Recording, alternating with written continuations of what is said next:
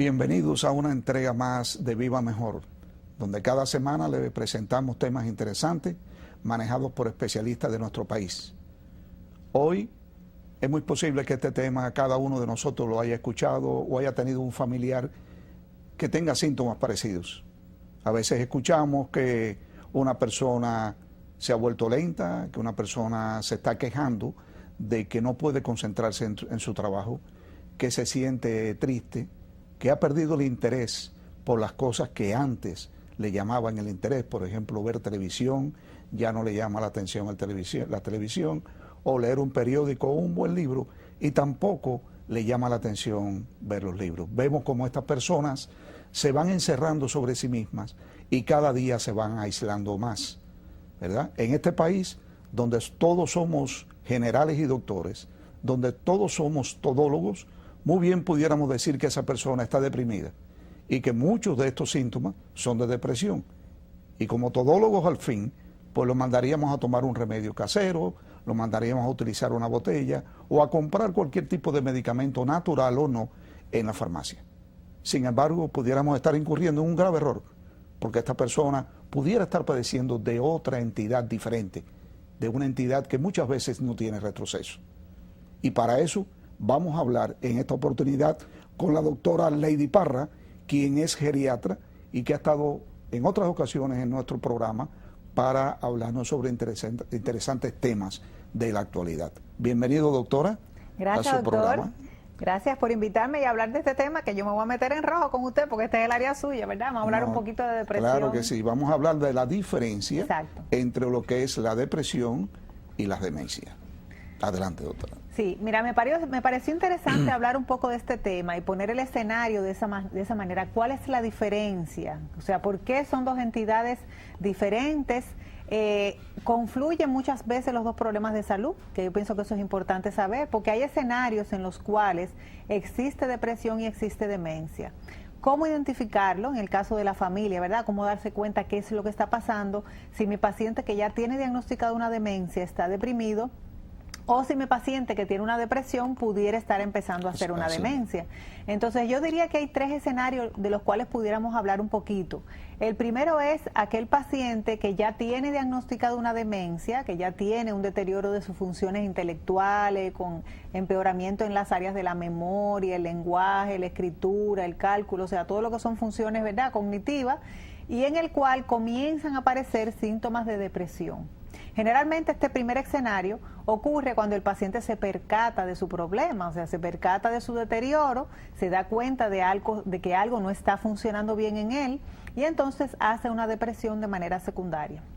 El segundo escenario sería lo que los médicos, psiquiatras o geriatras les decimos la pseudodemencia, que es el paciente que hace una depresión, lo que se conoce por una depresión mayor, una depresión profunda, ¿verdad?, fuerte, y dentro de los síntomas comienzan a aparecer cambios cognitivos, empieza a fallar la memoria, no tiene capacidad para atender, para concentrarse, si todavía trabaja empieza a fallar en su trabajo, si no trabaja, por ejemplo, y es ama de casa, pues esta señora ya no puede hacer su mandado, ¿verdad?, al supermercado porque no tiene la capacidad para concentrarse y hacer una secuencia de actividades. Entonces, en este escenario estaríamos hablando de lo que se llama pseudodemencia, o sea, es una falsa demencia que muchas veces dice, contra mi mamá estaba deprimida, pero ahora como que está perdiendo sus facultades, yo creo que se está volviendo loca. Entonces, ese sería el segundo escenario.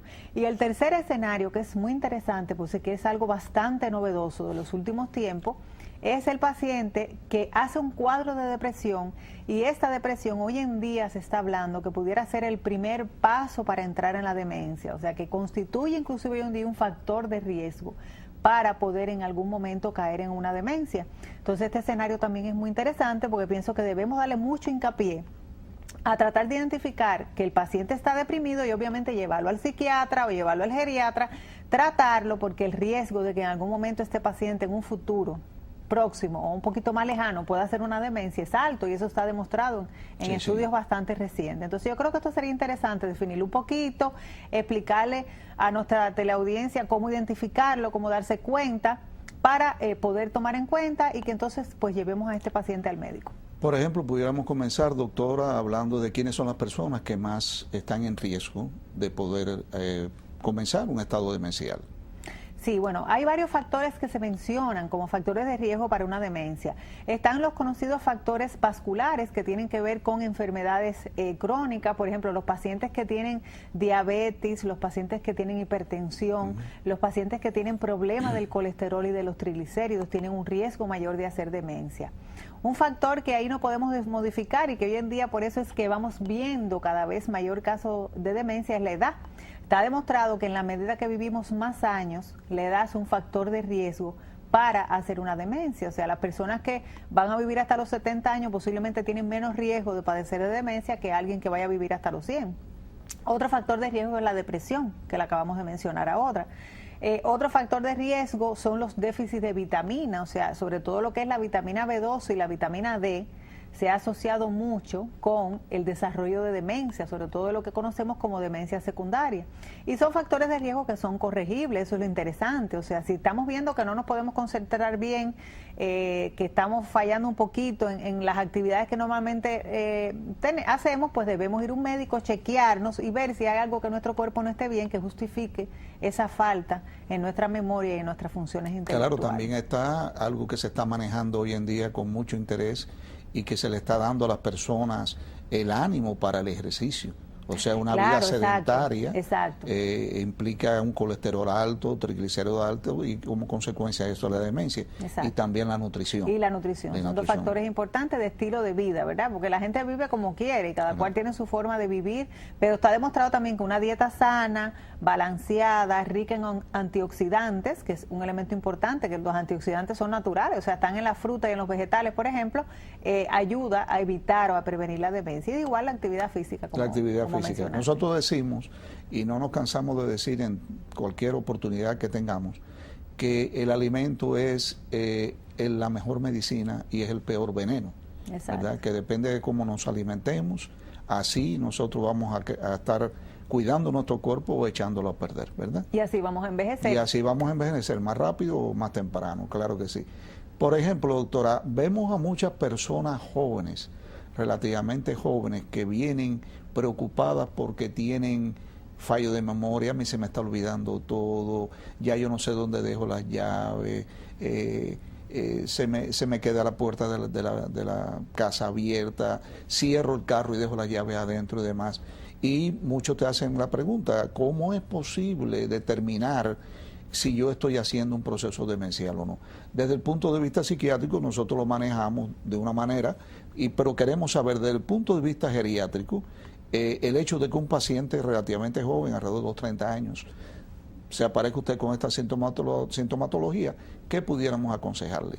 Sí, bueno, lo primero es evaluar, porque inclusive tú sabes que se están viendo pacientes, sobre todo con demencia tipo Alzheimer, que están empezando en etapas jóvenes. O sea, yo tengo ahora mismo varios pacientes de 50 y pico de años con demencia de Alzheimer diagnosticada. Inclusive tenemos un caso bastante reciente que le tocó a otra colega, no exactamente a mí, con 42 años con una demencia diagnosticada. Entonces, ojo, porque la gente hoy vive un ritmo de vida también demasiado rápido. No, eso que me pasa que estoy estresada. Sí.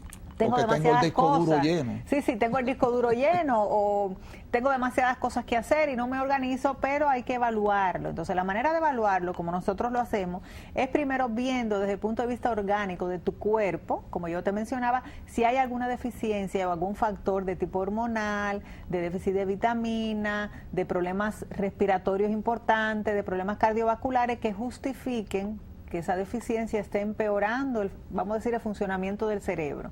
Si todo eso está bien, entonces en una segunda etapa, en parte lo que ustedes hacen es el examen psiquiátrico o también lo que se llama una evaluación neuropsicológica, que son una serie de pruebas, de test, de ejercicios que se le ponen a hacer al paciente para ver realmente dónde está el problema, si es la memoria lo que está más afectado, si hay un problema ya de la escritura, si hay un problema en la orientación. O sea, son pruebas que de verdad pueden medir ese déficit que está planteando el paciente y que el médico de alguna manera también está evaluando.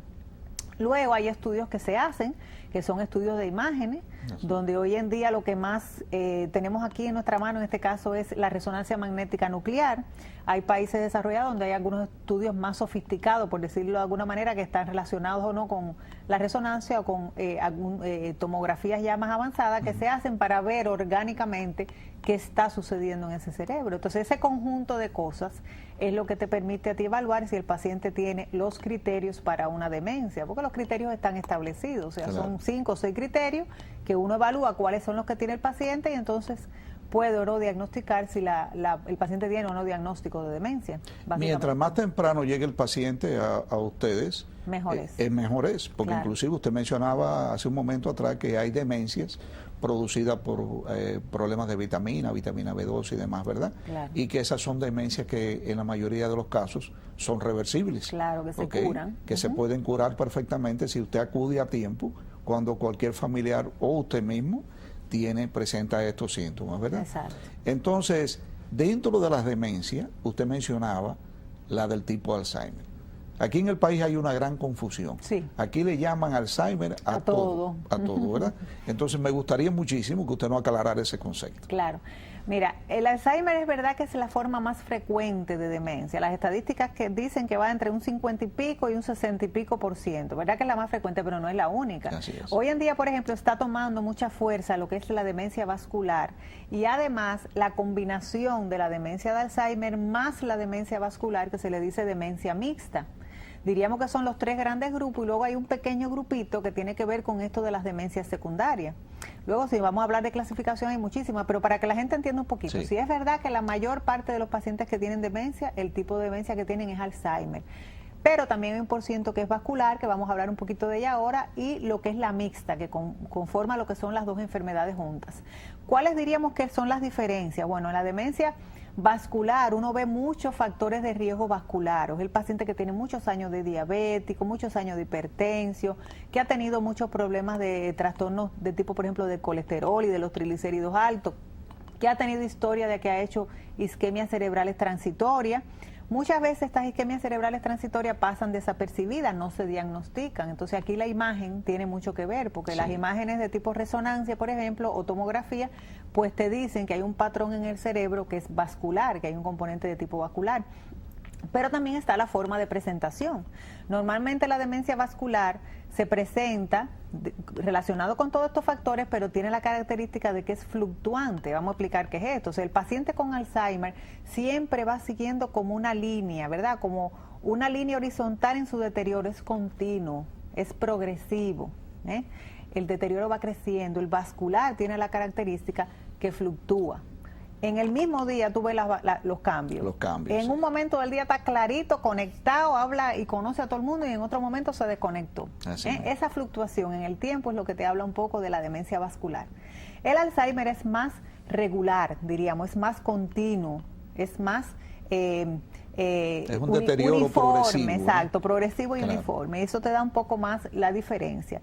Y otra característica, por ejemplo, en la vascular, la depresión es un síntoma muy común, sobre todo en las etapas iniciales de la vida. E inclusive esa depresión crónica, que se arrastra desde las primeras etapas de la vida, desde la juventud o de la adultez joven, se ha relacionado más con lo que es la demencia vascular. Generalmente el paciente que tiene tendencia a sufrir de depresiones y que se hace una depresión crónica, por decirlo de alguna manera, en la vejez tiene un mayor riesgo de hacer una demencia vascular que una demencia de Alzheimer. O sea, son algunas diferencias que más o menos uno puede identificar y claro, ya los estudios y todo eso pues ayudan a hacer el diagnóstico. Es bueno entonces que todos los que estén escuchando a la doctora Parra entiendan que no todas las demencias son de tipo Alzheimer. Exacto. Que lo más importante es acudir cuanto antes a su médico Exacto. para poder determinar si hay algún tipo de demencia y de dónde viene, cuál es el origen. ¿Cuál es el origen? Porque algunas de ellas pueden ser reversibles. Exacto. Doctora, nosotros se nos ha olvidado algo muy importante. Usted decía ahora que mientras más joven comience una persona a tener depresión, más se puede inclinar en la edad adulta y en la edad ya cerca de los 60 años más o menos, a tener algún tipo de demencia, específicamente a la del tipo Alzheimer, ¿verdad? Pero también se nos ha olvidado el alcohol. Ah, importantísimo, claro, óigame. No podemos dejar de hablar de eso, claro. Claro. El alcoholismo, la demencia por alcohol es otro de los, vamos a decir, de los grupos de diagnósticos que hacemos en la rutina diaria. Y obviamente tú eso probablemente lo ves más que, Sí, como no, lo veo que muchísimo. nosotros, lo ves mucho en la consulta. Y es que el alcoholismo va deteriorando las funciones también intelectuales. Y en la fase ya, y tú podrás aclarar un poquito más de eso, de alcoholismo crónico, ya una Sí. enfermedad donde hay una dependencia importante, donde hay síndrome de abstinencia, donde hay todo cuadro que ya hay una enfermedad bien arraigada, pues en las etapas avanzadas aparece la demencia alcohólica, que es generalmente bastante agitada y bastante difícil. Y que aparece en edades jóvenes, y que son bien dramáticas porque tuvo una persona en plena edad productiva ya incapacitado para realizar las funciones diarias de la vida. Exacto. Y también por ahí tenemos que tocar que mucha gente cree que las drogas, el fumar, la nicotina, el café. Okay, hoy en día se habla hasta del café, que se van produciendo diferentes cambios estructurales que con los años puede llegar perfectamente a tener una demencia y uno no saber el origen nunca de esto, pero cuando hacemos una historia clínica entendemos que desde los 15 años, los 14 años, comenzamos una vida improductiva y loca, ¿verdad? Así mismo. Doctora, bien, tenemos una persona que llegó a nosotros, llegó a ustedes y demás, ¿qué podemos hacer por ello?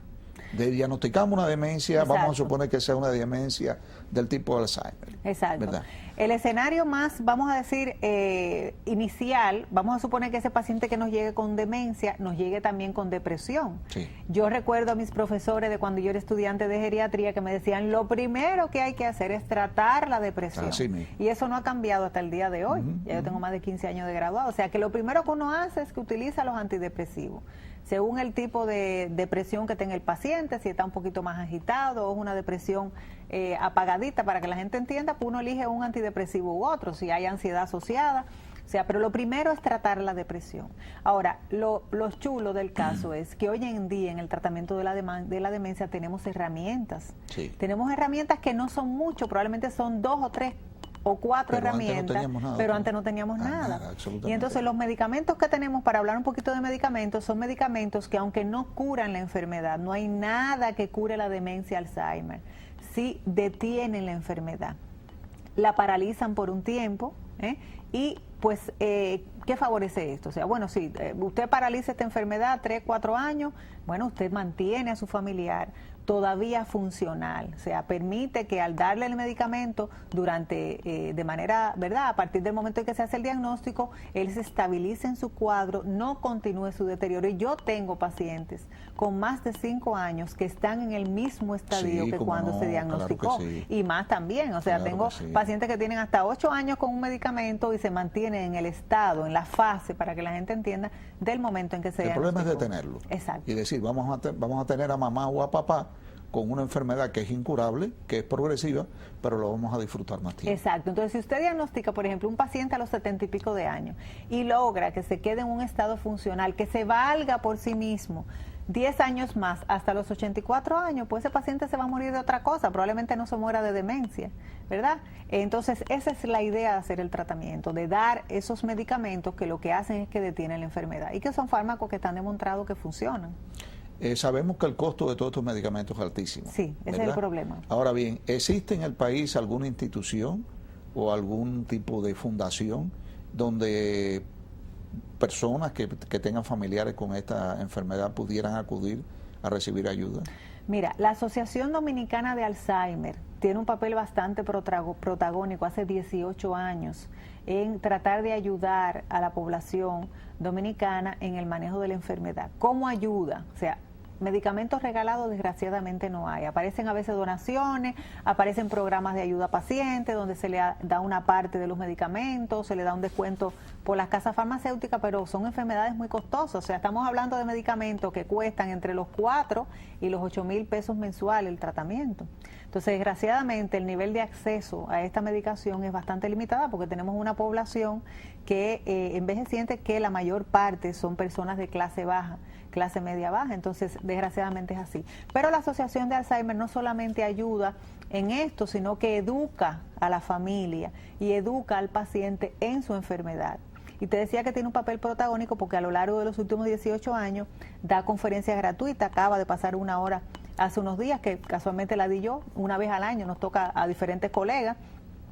Da cursos que sí tienen un costo, pero un costo mínimo que dura un fin de semana. Ahora próximamente en agosto, el día creo que 24 o 25 de agosto, hay uno de estos talleres.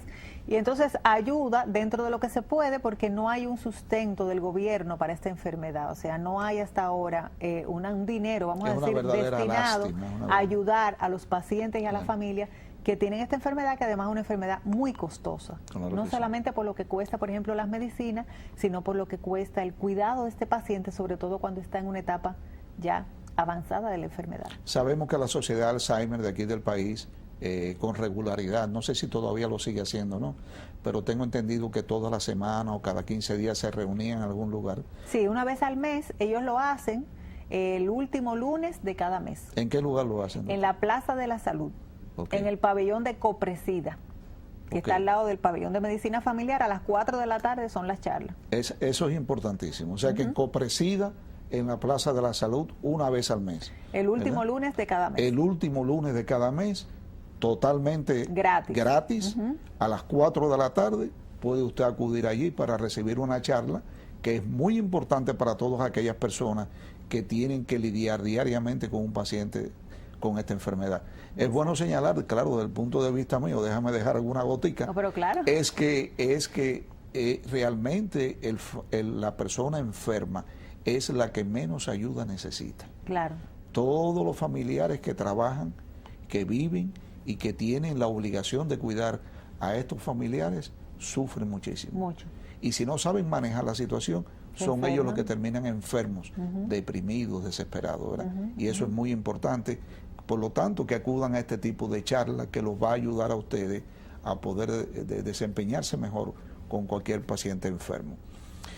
Doctora, el paciente tiene 85 años y hace 3 meses ha comenzado mostrando un deterioro de su cognitiva, su memoria, su orientación y demás. ¿Qué tipo de demencia puede tener este paciente? Bueno, qué bueno que tú tocaste ese punto, porque hay algo que se llama, bueno, esto que voy a hablar se está hablando de la época de Hipócrates. Hipócrates inclusive fue el primero que hizo este diagnóstico, le llamó síndrome del atardecer. Del atardecer. ¿Por qué se llamaba así? Porque cuando cae la tarde, este señor que hasta los 85 años estuvo completamente clarito, ¿verdad? Estaba ubicado, conoce a todo el mundo, de buena primera se pone loco, se desubica, se pierde, empieza a hablar disparate, no puede atinar a hacer nada bien. También aparece, por ejemplo, problema para dormir, empieza a dejar de dormir, duerme mucho de día, no duerme de noche.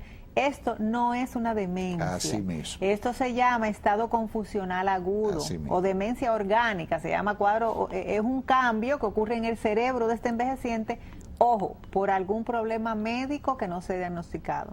Y de las cosas tan simples y tan tontas, la causa más frecuente, por ejemplo, son las infecciones. Una infección urinaria en una persona de esa edad puede causar un cuadro que parece una demencia. Entonces, si usted tiene su persona mayor, que estaba bien de su mente y de buena primera, se aloquetea, llévelo corriendo al geriatra o a un médico internista para que evalúen qué pasa. O se deshidrató, o está tomando algún medicamento que le ha puesto la cabeza malita, o se le alteró alguno de los componentes de la sangre, de los electrolitos, o tiene una infección urinaria, una infección pulmonar. O sea, son a veces problemas que sencillamente con dar un tratamiento, pues el paciente regresa a la normalidad. Bueno, doctora, es muy importante que tú nos haya aclarado esto, porque esto es la comidilla del día donde quiera que usted va. Doctora Parra, ¿dónde se encuentra usted laborando? Bueno, nosotros tenemos lo que es el consultorio en Medicina Avanzada de la Abel González, en la Abraham Lincoln, ahí estamos a la orden, y también hacemos visita a domicilio, o sea, vamos a la casa a ver los pacientes, que es realmente nuestro mayor volumen de trabajo. Eso es un servicio exquisito, ¿no? Ustedes van directamente y brindan todo el servicio. Nosotros damos el servicio médico, hacemos electrocardiograma, hacemos sonografía, orientamos todo lo que es la evaluación del paciente en la casa y sobre todo damos este servicio a aquellas personas que no se pueden movilizar. Perfecto. Que están ya en un estado de salud que no pueden ir al consultorio. Tenemos aquí un teléfono, el 809-763-0371. Ese es el celular para contactar a la doctora Parra. Y tenemos también en su consultorio el 809-566-1288. Cualquiera de ustedes que necesite de los servicios de la doctora Parra puede llamarlo allí y de seguro que va a estar muy agradecido con él mismo. Doctora, muchísimas gracias. Muchas gracias a usted, por estar con nosotros aquí, y aunque se nos quedaron varias cositas, eso nos da la emoción de saber que va a estar de nuevo aquí para completarlo. Cómo no, con mucho Muchísimas gusto. gracias. Estamos a la orden. Y a ustedes mantengan la sintonía, por favor, para continuar con su programa Viva Mejor.